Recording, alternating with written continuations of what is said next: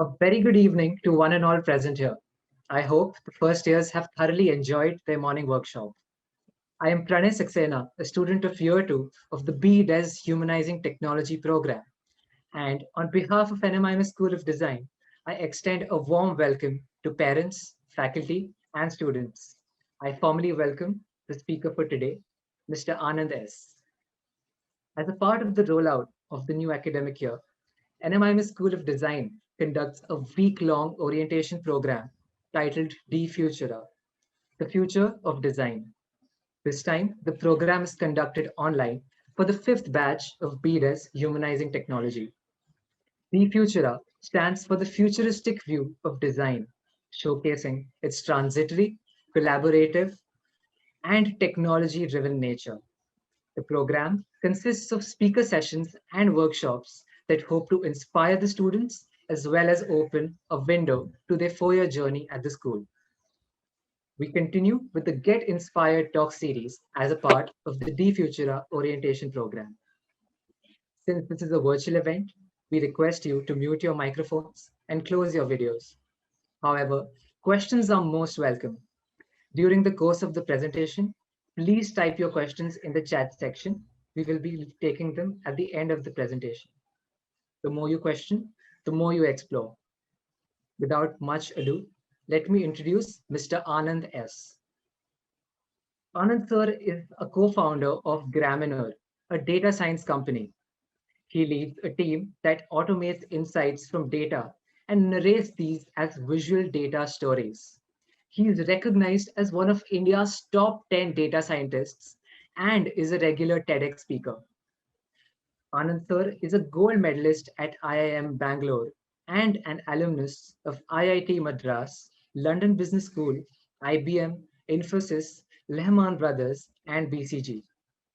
More importantly, he has hand transcribed every Calvin and Hobbes comic strip ever and dreams of watching every film on the IMDb Top 250. Today, Anand sir will talk about data-driven infographics. Looking forward to an engaging session. Anand sir, the virtual stage is yours. Okay. Thank you. Just want to check if I'm audible and clearly audible, or would you like me to do something about my volume? Yes, sir, you're audible. Okay, thank you, folks. Well, I am going to talk about data-driven infographics, but honestly, we don't really need to restrict ourselves to just that. We can talk about practically anything. And I'd like to, in fact, keep it a bit interactive. So from that perspective, if you have any questions or comments along the way, just put them in the chat window. Does everyone have access to the chat window? Pranay, maybe you could help.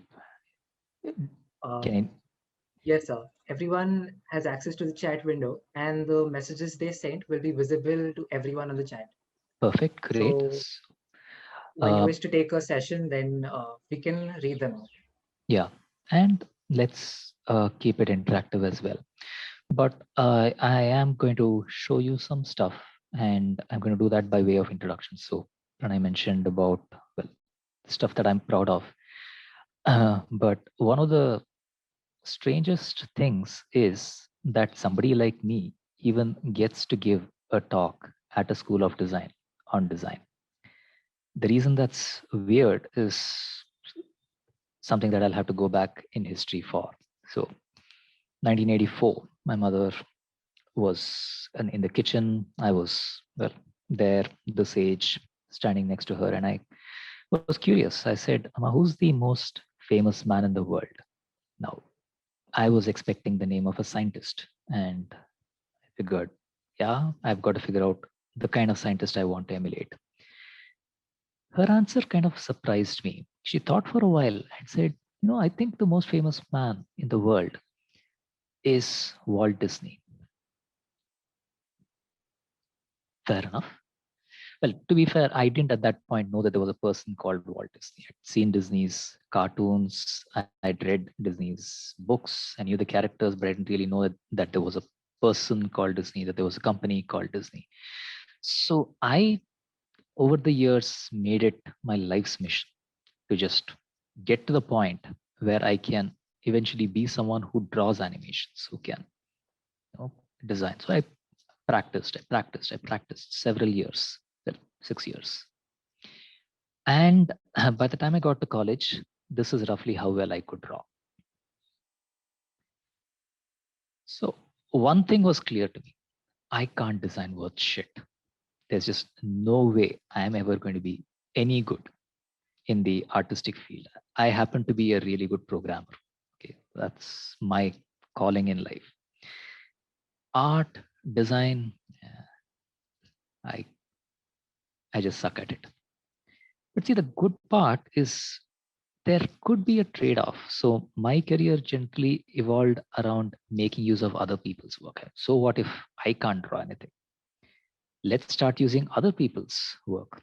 And I developed an interest in Calvin and Hobbes in particular, and I've always wanted to use the exact right Calvin and Hobbes quote for pretty much any life scenario. For example, there was this time when Hobbes asks Calvin, look, have you figured out any ideas for your story yet? Calvin says, no, I'm waiting for inspiration.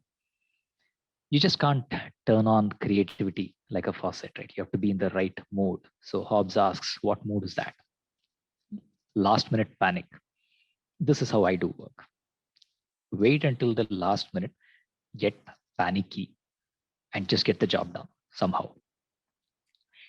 Now, the thing is, this strip, which I really love, I wouldn't be able to find it just at that point when I have to find it, right? I downloaded the entire Calvin and Hobbes collection, but how do you even search through it? There isn't an online search. There wasn't and isn't an online search. So I did what to me was the most logical thing, which is sit and type it out. So I put together this Excel sheet, which goes through my collection. And every time I change the row, so the way it worked was I filled in all the file names, and as I scroll through it, it would show me the row. And I type in the quote here. So long, Pop, I'm off to check my tiger trap, blah, blah, blah. And I type the whole thing and then go on to the next one and type the next and so on. 2001 to 2007. Eventually, where this led to was a little search engine that I put together. Let me show you that. So this is my Calvin and Hobbes search engine, which will eventually load. So now if I can look for last minute panic, yeah, that's pretty easy to find. Or if I want to locate that Tracer Bullet comic, yeah, okay, fine. Now I have Tracer Bullet and I can go through each one of the strips that are related to Tracer Bullet, the previous one, the next one, and so on. Or if, what about that one with Spaceman Spiff? Again, go through all the Spaceman Spiff comics and see which one I want to pull out. It worked pretty well. In fact, it was there was a point when it was on the front page of Slashdot and Reddit and Hacker News right within, I mean, I think probably 1 week, within a span of 1 week. The trouble though is that it got so famous that the uComics team sent me a legal notice, a Digital Millennium Copyright Act notice saying, boss, take this down. It is a very nicely worded copyright notice, but the first copyright notice that I received, it said, you're basically stealing images from uComics. So you can either see us in court, or if you take down the site immediately and promise not to do this again, then we'll go light on you. So yeah, I had an easy choice there. I shut down the site instantly, took it off, and made sure that I have access to it, but didn't really go public with it anymore. But see, here's the thing. Like I said, I'm not a designer. I don't know anything about design. What I am is a programmer. And I like design. So I went around reading what I could about design, picked up Robin Williams, the non-designer's design book, learned what I could.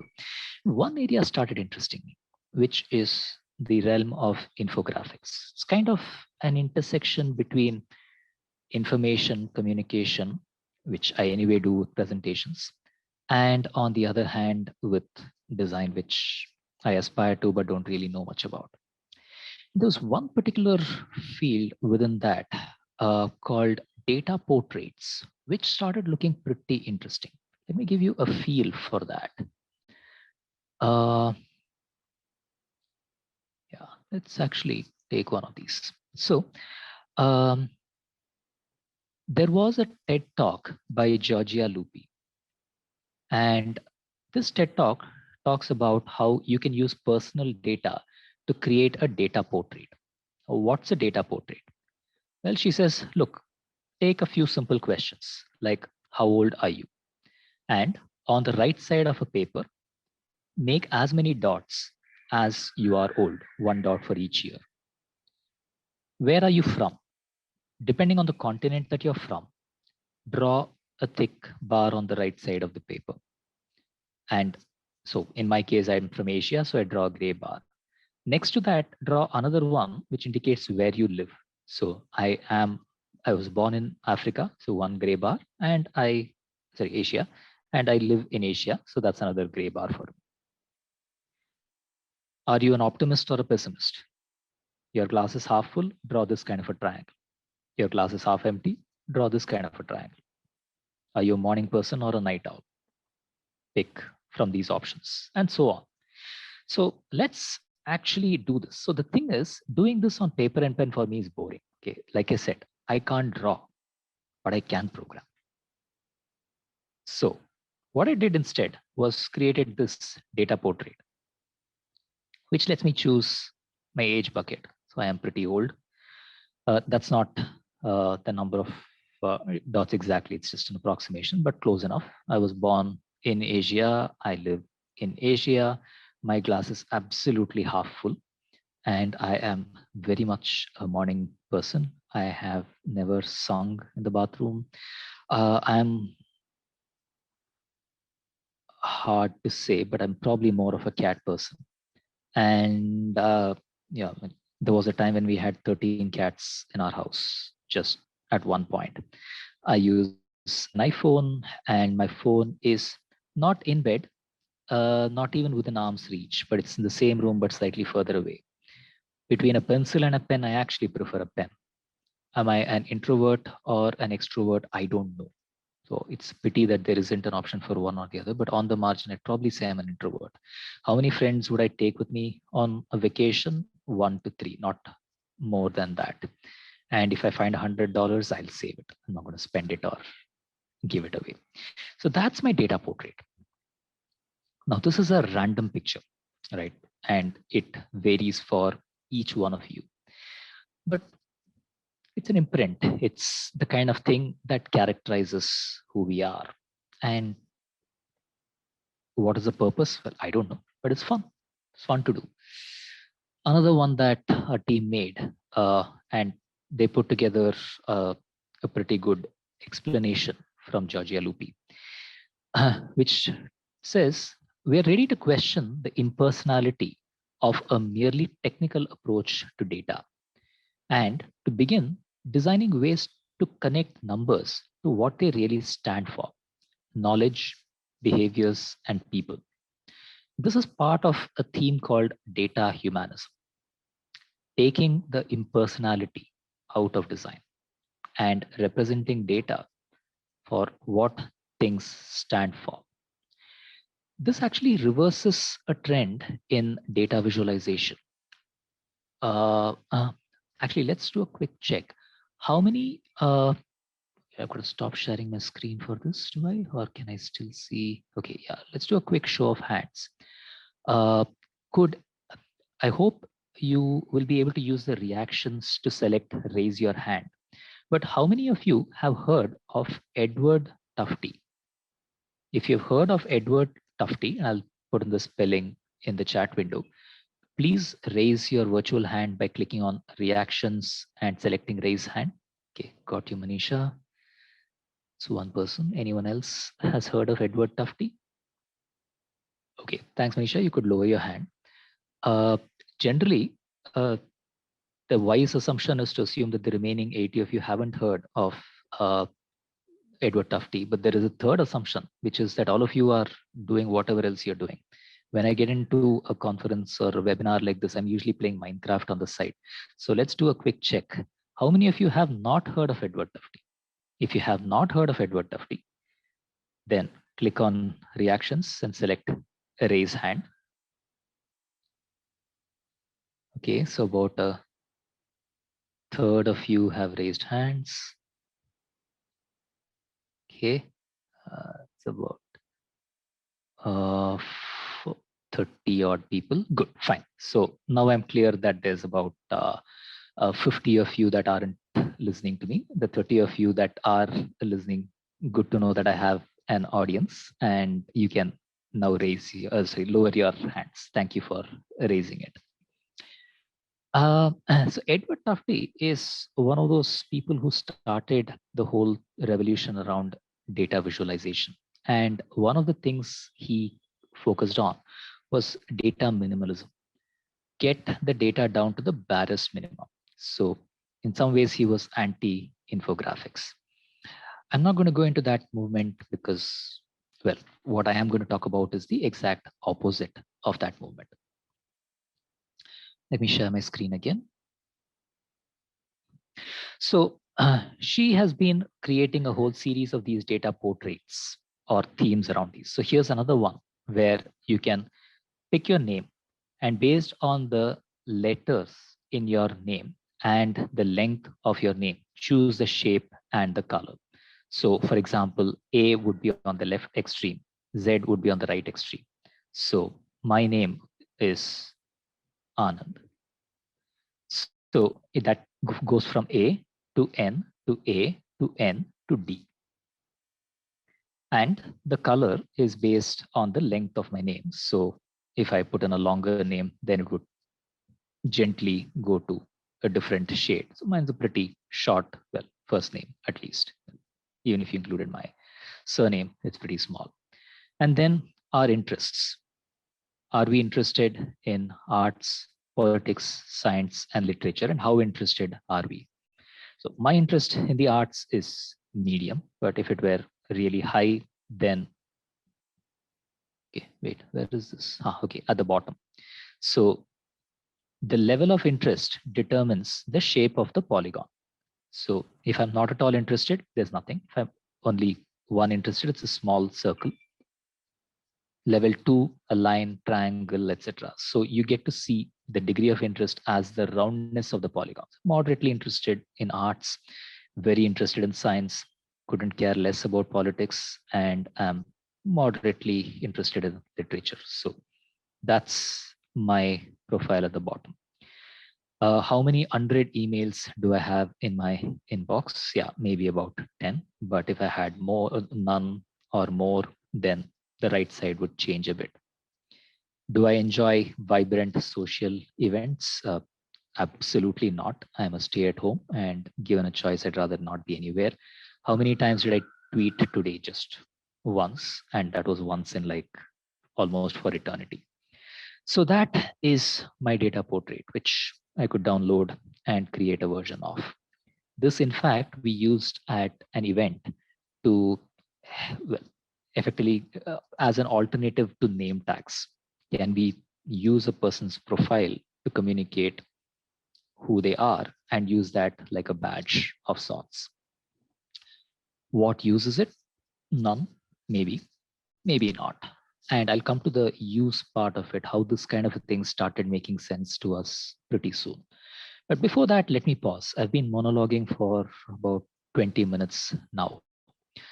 I'd love to hear what you are taking away from what we've covered so far in these 15, 20 minutes. What ideas are you getting? What thoughts come to you? And feel free to unmute yourself. Feel free to put that in the chat window or raise your hand and maybe someone can unmute you. You can either place your comments in the chat box or you can unmute yourself and speak to Sir. Yeah. By the way, I In the must tell you meanwhile, that. yes, No, no, sir. go on, Pranay, go on. Yes, sir. In the meanwhile, I had some pretty interesting things that I found here. Uh, this is the first time for me I'm seeing such a creative representation of your own personality, of your own profile, which is something I find really interesting. And I was really intrigued by the fact, by the statement that you said of the removing the personality removing the impersonality out of data, and how data should now connect to knowledge, behavior, and people. These are a It's a, few things I found really interesting. yeah, I mean, data can be fun. Why not make it fun? That's a pretty critical theme. What about others? Let's hear someone. And while you're taking your time, I must, okay, there's a comment from Partha. Okay. Data can be simplified and converted into a visual format. Yeah, absolutely. And the idea of a data portrait being different for everyone. Yes, Medini. It's sort of like a fingerprint, right? Have you folks heard of NFTs, non-fungible tokens? Check it out. I don't really understand what they are, okay? But they have something to do with blockchain, and they have something to do with data art, and I haven't figured out much more than that. But in some sense, it's kind of like saying it's not just your data portrait being different from everyone. It's like your money being different from everyone. You literally invest in a blockchain token that has certain value, and that is unique as well and becomes art. JSL says, is there any access anymore to your Calvin and Hobbes database? Well, not if I want to get sued. So, but yes, there is. So ping me separately and I'll share that with you. Uh, thanks, Ayushi. Yeah, the Calvin and Hobbes search engine was such a brilliant idea that I actually went back to uComics and said, look, fine that you guys sued me. I've anyway typed it out. I would like to give this to you. I'd also like to even implement this for you for free on your website. What do you say? No response. Their site still doesn't have a search engine, which is a pity. Well, let's continue exploring. And just keep putting in your questions and comments in the chat window, and we'll pick them up as we talk more. So, what I'm going to do now is talk about how this kind of a thing could be used in practice, or how you could go about creating something like this. Right? Let's specifically do that. So this particular site, which is at grammarly.com/data imprint, and I'll put that in the chat window if I can. How do I get to the Alt H is the shortcut key, is it? Okay, yeah, there you go. At data imprint, and the other one is at dataportrait.glitch.me. So these are a couple of these. The first one was made using a JavaScript library called joy.js. And I haven't really looked at this in detail. One of my colleagues built this particular website, but she used joy.js. She has some understanding of programming and enough to be able to do this kind of a thing, which actually leads me to question. Let me just stop sharing my screen for a second. Those of you who can program in any programming language, could you raise your virtual hand?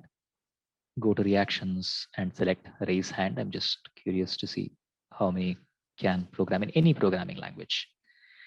Got 3 hands so far, 5, 7, 8, 9, 10, 11. Okay, about 11 of the 30 odd that are listening. Got you. That's about a third. That's not bad at all. I suspect you will find, yeah, thanks. You can lower your hands, please. You'll find that programming can be pretty powerful. Generative art is becoming a thing of the future, and many of the things that you can't do manually, you'll start being able to do programmatically. This is a simple example using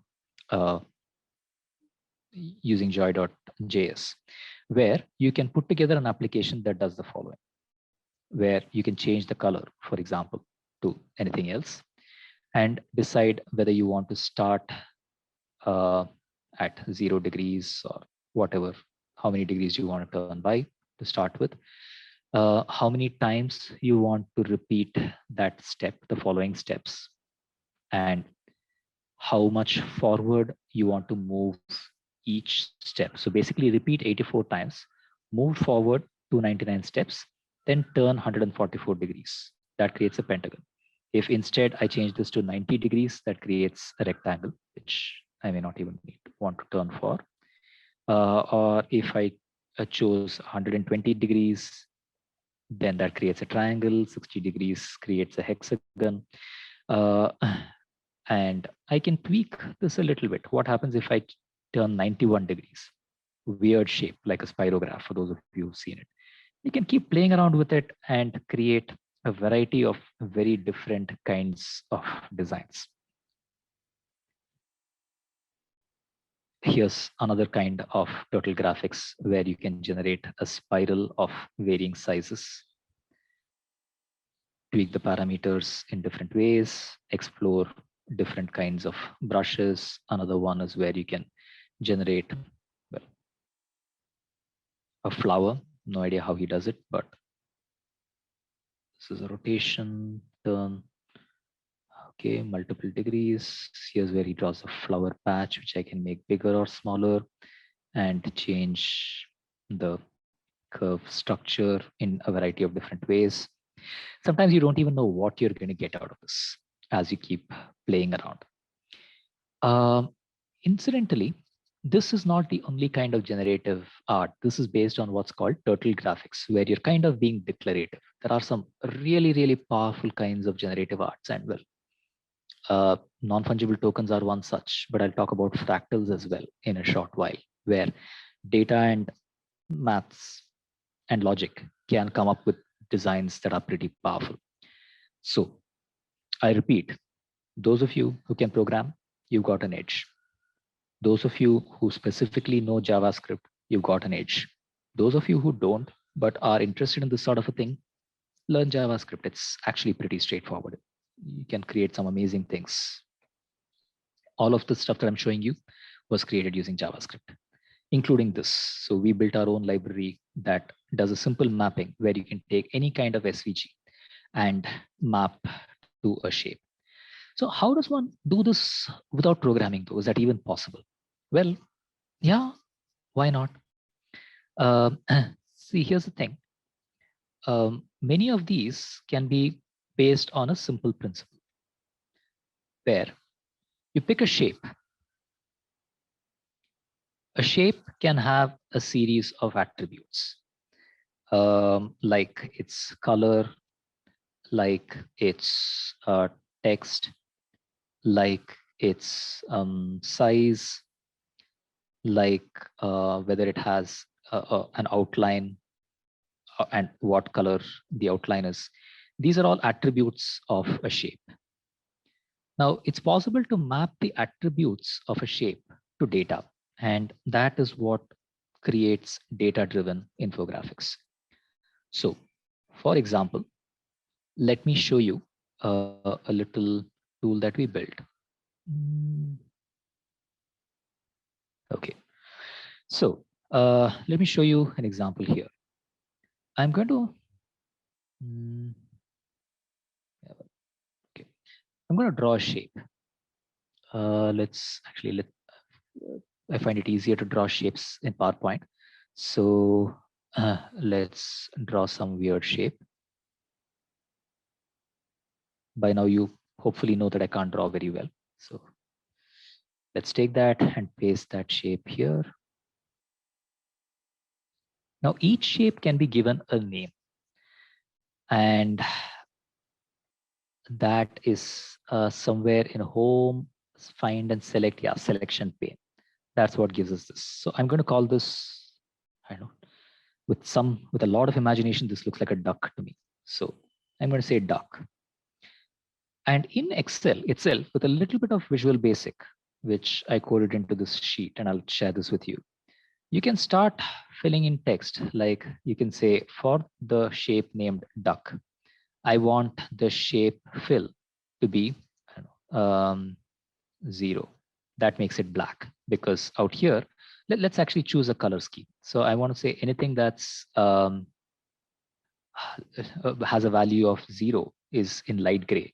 Anything that has a value of up to 50, that's going to be in a shade of red. And anything that's higher, let's say up to 100, that's going to be in blue. So with that color scheme, if I set the duck's color to, let's say, a 40, let's make that a number.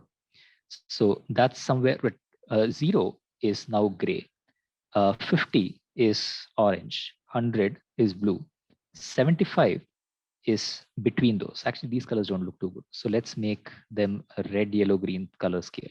Traffic lights, red, yellow, and green. Not exactly the best color palette, but then big deal. So yeah, that's red, 50 is yellow, and 100, let's say 75. 75 is between yellow and green.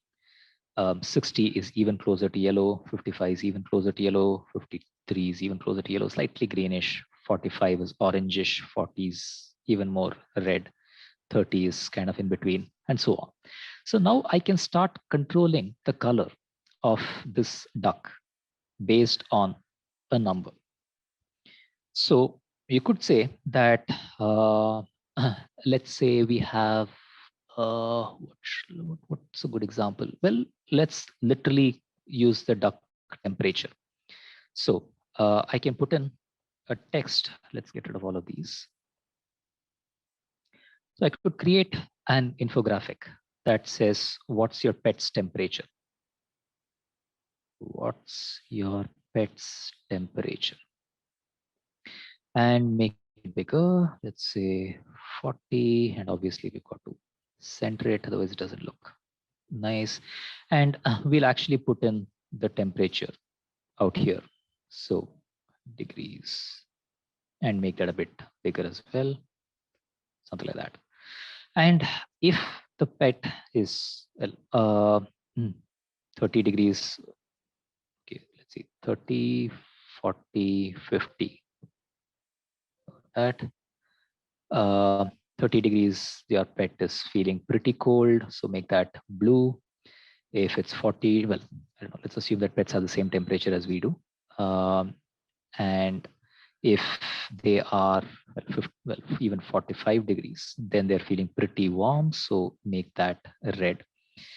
And now we can say the pet is, well, has 40 degrees, has a mild temperature. 45 degrees, strong temperature, definitely serious temperature. 37 degrees, yeah, pet is normal. And maybe I could even insert a slider rather than me having to type these numbers. So go to the developer tab, and there's an insert slider, which I can use to create a slider of sorts like this. And the cool thing about a slider is that we can set it to track a cell. So link it to this particular cell and say that the temperature can range from a minimum of 30 to 45.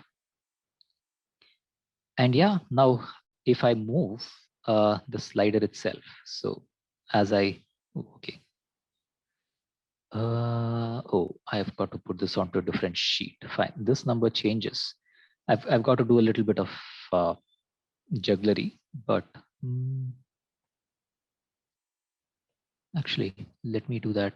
No, I can't do that jugglery here, but I should be able to do that on another sheet. I'll show you the slider bit later. But with a little bit of tweaking around, what I can do is as I move this, it should be able to change the temperature of the duck, literally as I change it.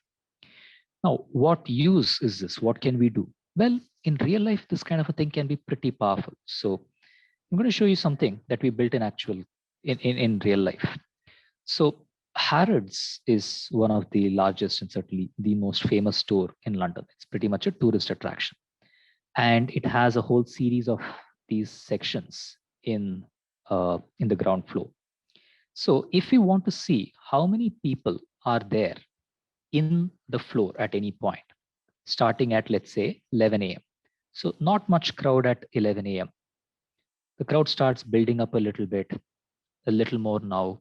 And now we still have we have a reasonable number of people, but not too many people going into the central food section, probably because it's not lunch yet. I don't know. And now it starts filling out. Chocolate section is still pretty free. The bakery section is still pretty free, but beauty hall, food halls getting filled up at 2 p.m. Now, even more of a crowd. We have many more people coming in, and then it thins down a little bit, gets back up, and we can start looking at a particular section as well. So say, let's take the Chanel section. Supposing there's an assistant waiting at Chanel, and she needs to figure out when to take a break, right? So at, let's say it's a lunch break, and she wants to see if she can take a lunch break at, let's pick a time, 12 noon. Well, 12 noon, Chanel's pretty busy. At 12:30, not so great. One even more busy. Chanel at 1:30 is even busier. 2 p.m. even busier. Now it's gently starting to reduce. 3 p.m. 3:30 p.m. Yeah, looks like it's time she could go out for a break. 4 p.m. Yeah. So there pretty much needs to be a cover all the way up to 4 p.m. And at 4 p.m., the assistant in the Chanel floor can take a break. That's an example of how they could look at it. And you could also see when the crowd in Chanel reduces, does it increase in Dior or does it reduce in Dior? How about Gucci, Prada? And all of this is done in Excel. But the thing is, it's using the same principle that we laid out in these data portraits. There are shapes. Each shape has an attribute. That attribute could be as simple as the shape fill. So let's take beauty halls 5. I can change the shape fill or take one of these. So for the duck, I can change the shape fill, or I can change the text to something, and that text comes in here, or I can change the shape outline to, depending on the temperature, change the outline itself, or I can change the font size basically. Let's say I can make that 20, 30, 40. I can change the font itself. I could make that Calibri, which is what I think it currently is, or I could make that Times New Roman, or I could make that Courier New, and so on. I mean, there's a whole bunch of things, and I could change the text fill as well to, let's say, a red. So what we are doing here is linking a data point. Ultimately, any number, text, whatever, any value is data. And we are linking that to a shape. And once we have the ability to do something like that, we can effectively take data, which is in each section in Harrods, at each time, how many people do we have, and start rendering it visually. Now, this generally is the realm of data visualization. But data visualization to most people actually represents something like a chart. So people would put a bar chart saying across different departments, here's the population. It doesn't have to be. If we follow the principles that Georgia is talking about, let us de-impersonalize data. And let us actually, if we are talking about a floor, about Harrods, show Harrods and show the representation there. If you're talking about a manufacturing plant, if you want to get really dull, right, then show the plant, actually show the layout and show people what's happening there. And as things move, help them understand where the process is currently. So the reactor is processing this, the reactor has such and such a temperature, and this could be depicted better as well, maybe literally with a thermometer. And then from there, eventually it's going to move on to a crystallizer, and we'll give it some time. It's going to take its own sweet time to finish the process. But yeah, now it's moved to the crystallizer, and eventually it'll move to the filters and so on. So thought somebody said something, though I couldn't understand it. Come back to you. But I am going to take a quick pause here and briefly summarize what we spoke about and throw it open for comments and questions. The two things that I want to share from what we covered in this portion are, number one, you can map data to visual attributes. And that process of mapping is where your creativity comes in. That's where you define the rules. But once you've defined the rules, anything is possible. Second, it helps to use some tools for this. Doing it manually, yeah, sure, you guys can. I can't. But if you could use a tool, perhaps with a programming language, but perhaps even something like Excel, then your job becomes much easier. Over to you. What ideas strike you and what questions do you have? Feel free to put those on the chat window. Feel free to unmute yourself and share. Thank you so much, sir, for the peek into data-driven infographics. We can now proceed to the Q&A session.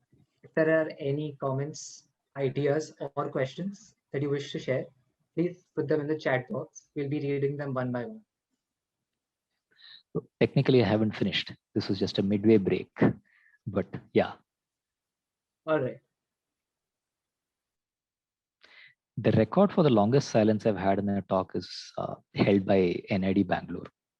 I timed it 2 minutes and 15 seconds. It's pin drop silence after I'd asked a question and given a talk. So let's see if you guys beat that. Any ideas that come up? What comes to your mind when you see this? Any questions that come up? JSON, where the Excel visuals done using macros, external plugins, or something else. They were done using macros, JSON. I'll quickly show you what the macro broadly looks like, and I am going to share the link to that sheet so you can download it and use it as well. That I should have it somewhere. Yeah, here it is.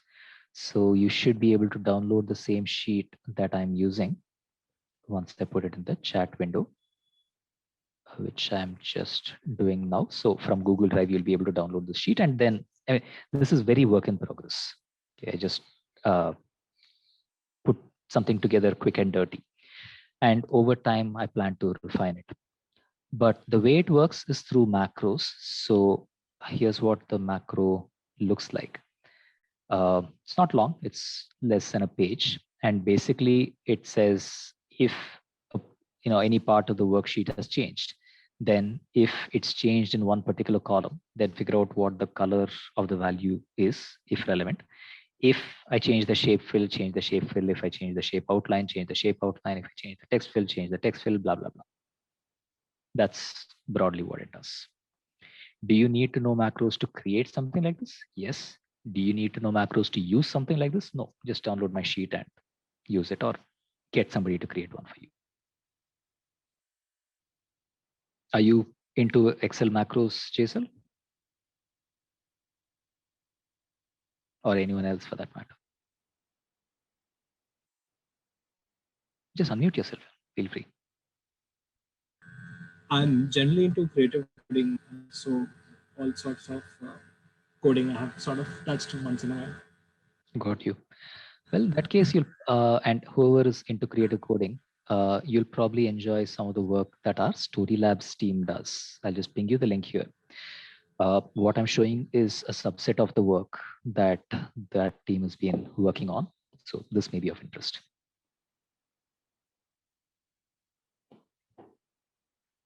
I'm going to play Minecraft for a while. If there are any questions, I'll wait. Okay, but I'm not going to let you guys go. Of course, half of you are anyway not here, but I don't know if I'm boring you more or you're boring me more. This is almost a contest. कुछ तो बोलो यार. And not you, Pranay.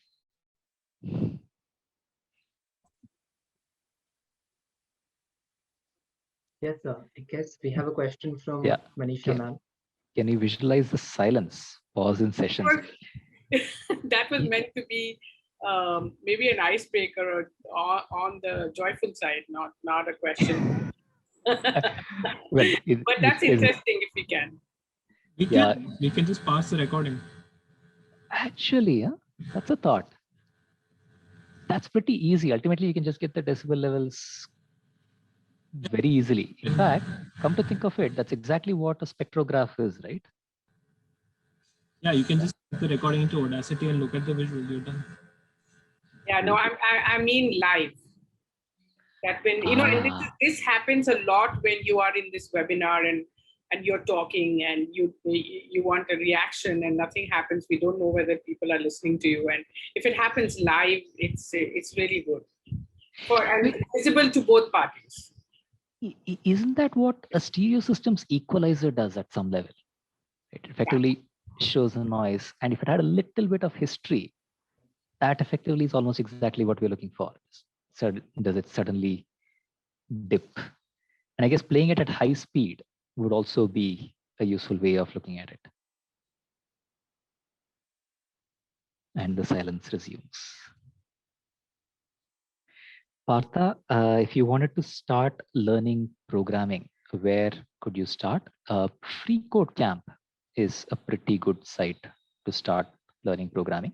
The website is freecodecamp.org, and I've just put that in the chat window. It's mostly for front-end technologies, which is the kind of technology that is relevant for this kind of work. It's obviously free. It says Free Code Camp. Okay, let me go to the third part of my talk. And this is going to be about 15 minutes or so. But after which, don't put me to sleep during the Q&A session. Help me out. So let me share my screen again. And 2011, I co-founded the company that I did, which is Gramner. And our design team around 2015 grew. And they got interested in comics as well. So what you see in the background here is a real wall on which there is this board. And this is the wall that they painted. And if you notice, there are a couple of characters here that are called D and Day. And they said, what we want to do is really make a whole series of comic-based data explanations out of these. So one of the things that they created was this little comic strip where D asks, oh, I have a lot of data. What should I use to analyze it? Hadoop, Scala, sorry, Day asks that. And D says, how big is your data? Day says, oh, 10,000 rows. It's almost 3 megabytes, massive. And D gives him a huge kick and says, just use Excel. 10,000 rows is just tiny. So Ramya was the person who created these. She sketched these out, did a little bit of animation entirely manually, and it was really powerful. And she was doing this again and again with the same characters. So now I can't draw, but she can. And another one of my colleagues, Richie, who was leading our story labs, he said, Anand, what does it take to start automating some of this? So we did. We put together this library called ComicGen, which actually you can just search on Google for. But what it has is you can pick your character, such as D. There's also a version with color. You can choose which angle D is in. You can choose what D's emotion is. You can choose what pose D has. Choose to change the color of her shirt, which is, okay, that's a terrible color, all terrible colors. Choose to change the color of her face. And you have a character, which you can either download or actually link to. So this link is a web-based API that you can embed anywhere.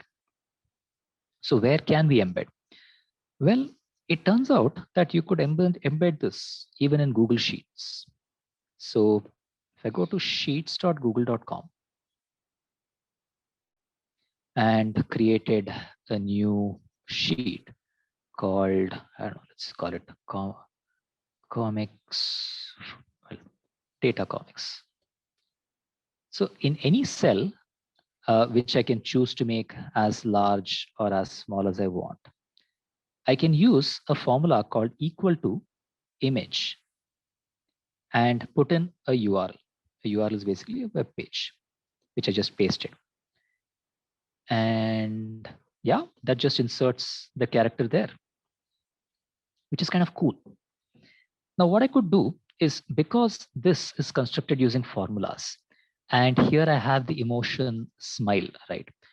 I could make a simple scenario where, let's say, D is standing straight. And if the news is good, she's smiling. If the news is bad, she's sad. And the emotion just toggles between smile and sad. How could we do that? Well, let's copy this link and edit out here. So that's going to reload and fetch that image. What we could do now is the emotion I could put out here as happy or sad. I'll change it in a few seconds. Let's center this a bit so it looks cleaner. And the formula here could come, instead of the emotion being literally sad, it can be from this particular cell. I'm using Excel formulas here. And now, oh, sorry, it's not happy, it's smile. Yeah, now D is smiling, and now D is sad. Smile, sad.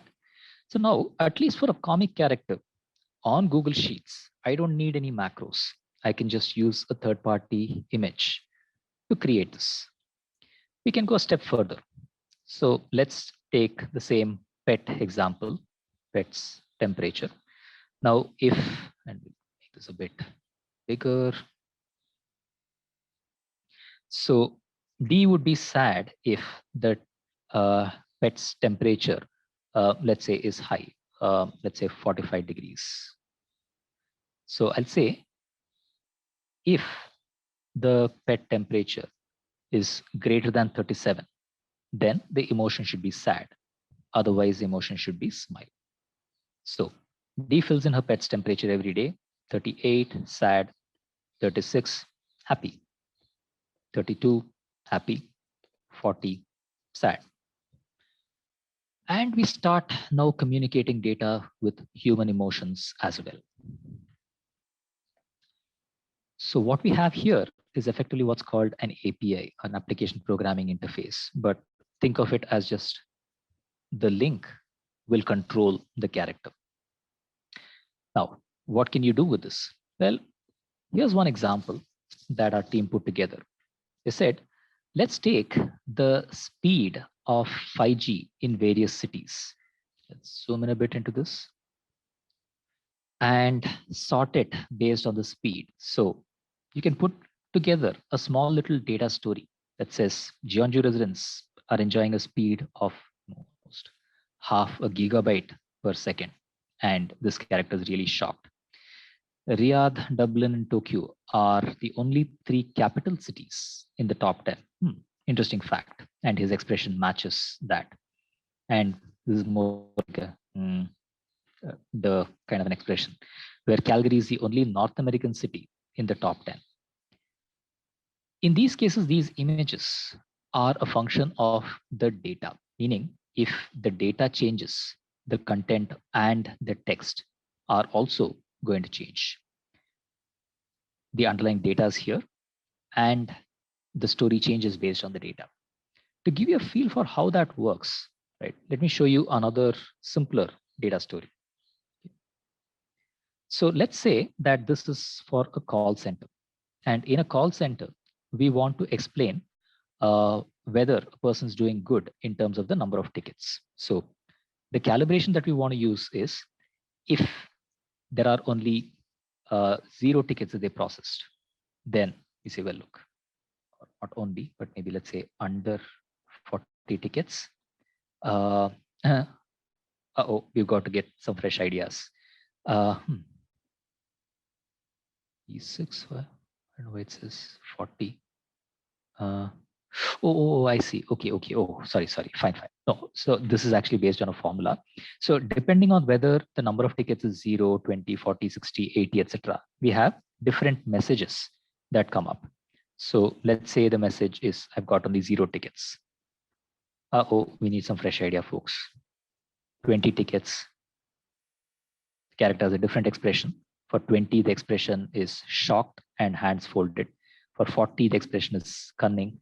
So let's go to 40. Yeah, I guess we can do better. 60, slightly happier. 80 and above, the person will presumably be thrilled. And that's the kind of thing that we're using to link the data back into the imagery, except that here the imagery happens to be comic characters. So that's another kind of data-driven infographic. The infographic doesn't have to be abstract like what you saw in the data imprints. They can be highly humanized, literally people's emotions and expressions.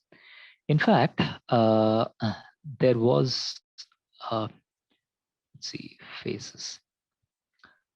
Here's a way in which the expressions can, in fact, be continuous. We can have faces of different sizes. We can have mouths with varying shapes. We can have brows with varying angles. And just by, and of course, changing the color. And these can express a very different set of emotions. So for example, fat face, rich, poor, happy, sad, angry, not angry. This kind of a thing was used in a 1970s publication in the LA Times called Life in Los Angeles, where they took metrics such as affluence. High affluence, basically rich people, round faces. Thin faces for those less affluent. Unemployment rate. Smiling means they're employed. Unemployed, sad faces. Stress level based on the eyebrow. So narrowed eyebrows, high stress. Broader eyebrows, less stressed. And population demographics. African population, dark. Caucasian population, light. And you can quickly see that this is an area where there's high stress, low employment, mostly African. This is a very affluent area. This is an area that's affluent and employed, but stress levels are still high. And as you go towards the east, it tends to get less and less affluent. As you tend to go south, it tends to get more and more African. So at a glance, just by looking at the faces, you can interpret what exactly is happening here. That's another way in which you can start linking data to infographics. What I want you to take away from all of this is, if there's one message that I want to leave you with, it is that design can come from data as well. And when that happens, you're effectively throwing open doors to a new kind of serendipity, where you are not the author. The author is outside of you. You are merely sort of like a game designer. You create the rules, but what comes out is not in your hands, and it's a function of the environment. That goes beyond you creating art. It goes to the realm of you enabling art. And when you are an enabler, that's a hell of a lot more powerful a force. Even personally, you may find that there are many ideas that come to you simply because you've played around with a structure that you've created and said, that's really odd. I didn't think that could be possible. I'm going to leave you with one last anecdote of what happened as a result of all of this work. See, we built this library, ComicGen, and we published it. So we started also using this as part of our projects. One of our clients is Star TV, and we built a data infographic for them. which used Comic Gen, and that was used as part of their marketing team's analysis. A few years ago, Star TV was acquired by 21st Century Fox, and in 2019, 21st Century Fox was acquired by Disney. So suddenly, in 2019, I was actually drawing comics for Disney because my comic library is being used as part of their team. Childhood dream that I had, fulfilled, even though I'm a programmer and can't draw worth shit. With that, I just hope you have some idea of the kind of serendipity and the power that data can introduce into your art. Okay. Best of luck, and I'd love to throw it open for questions and comments. Thank you so much, sir, for the insightful session. If there are any questions, you can put them in the chat box. We can now have a look at them. In the meanwhile, while everyone types, can I ask a question myself, sir? Sure, please. So we went on to speak about emotions and how people's expressions can be used to tell a story, which directly connects me to another aspect, which is related to data, which is empathy. So I wanted to know your views on how data and empathy relate to each other and how they both can be used to make a difference. Actually, what do you mean empathy? Could you just elaborate on that? Sir, there was a certain discussion. We had our data visualization modules going on in the past few weeks, and there was a certain discussion that sparked up a lot of insights. A statistic of a number of child drownings in a particular area might just be there for a large period of time, but a news report or a picture of the same event could spark a much larger amount of chaos and a movement to make rectifications. So I wanted to ask you, how capable are data and empathy individually and together in inciting change? Short answer, data sucks at it and empathy rocks at it in terms of getting people to drive change. Numbers, we don't get. For someone who doesn't understand cricket, if you said, this guy scored 336 runs in the last match. Okay, is that a lot? Is that small? Right. And somebody who's played cricket goes to a football match, says, what score is 2-1? What, guys, you don't play or what? Right? We score 200, 300, 400. So data by itself doesn't help. Context is what helps. So the most important thing when it comes to presenting data is context. So why not just go for context? Trouble is, nobody believes just the context. I'll put in whatever context I want, right? So data is the anchor to reality. And if you go with pure data, they at least know that it's real. Well, you could always fake data, but that's easier to figure out. But a message is purely an interpretation. Context is purely an interpretation, and each person decides how they want to tell it. So in general, what I've found most effective in driving change is, one, if you're already clear on what kind of change you want to drive, find the most powerful data point for that, and then build a story around it. A lot of people find the most important data story point in one of two ways. Either they don't have data, or they have too much data. I did this analysis and this analysis and this analysis. Pick the most important one. The analysts invariably present only the data and not the story around it. The non-analysts invariably present just the story without necessarily the data. And that doesn't leave a credible output. But if I had to pick one, I'd pick the story over the data, because otherwise you don't really get anywhere. But there's one other thing that the data helps us with. See, if you're just relating a story or just a context, it's based on gut feel.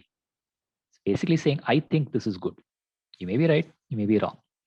For someone who's interested in discovering whether they are right or wrong, data helps.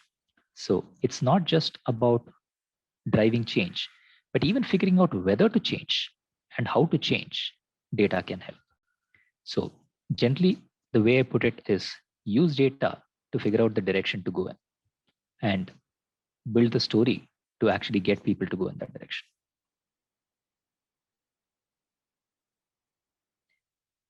Any other questions? Okay, Asavari, that's an interesting name. Asavari, I haven't heard your name so far. Okay, it's amazing to see the Google Sheets reacting to humans at an emotional level. Never knew it could happen. Yeah, I didn't either until about a month ago when my team showed me. So devices could actually communicate to humans at an emotional level simply by visualizing data. Yeah, exactly. That's really it, right? What we have is the ability to put in a simple filter between data and the human psyche. Visuals are all it takes. It's really powerful.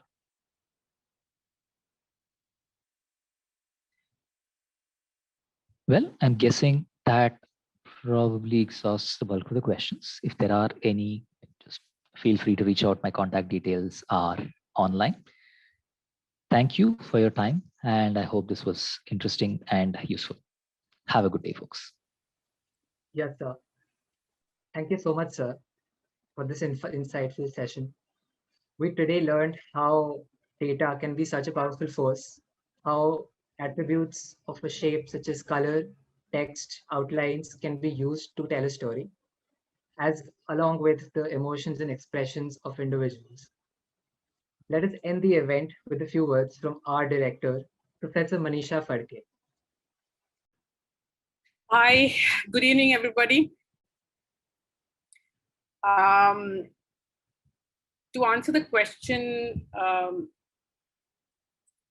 which you put out in the beginning, why you in design school? So that's the reason why you were invited to a design school, to give the matter over the empathy.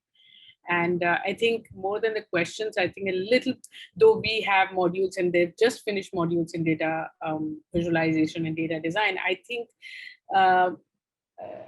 the fabric that made the visualizations that they were envisaging is what you showed.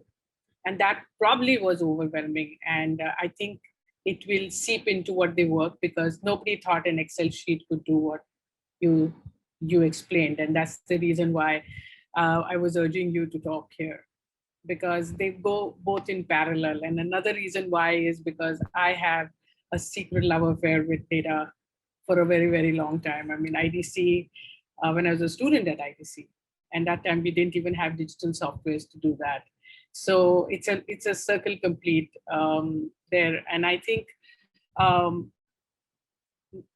personally, my mind is actually vibrating with so many things you can do with a simple Excel sheet, and you don't need to code, and you don't need to use any other animation software to show how you want to visualize data. So thank you for that.